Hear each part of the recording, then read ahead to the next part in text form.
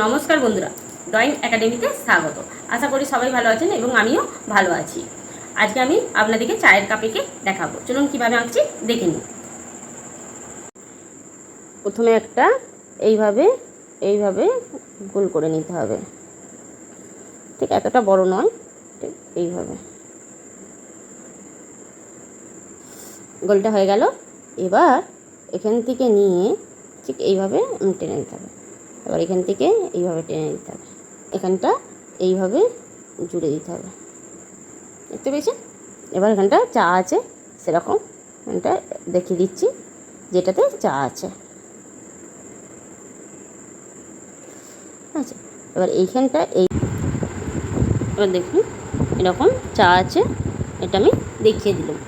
এবার এখানে ডান্ডাটা করে দেবো, ডান্ডাটা ঠিক এইভাবে করে দেবো, এদিকে ধরার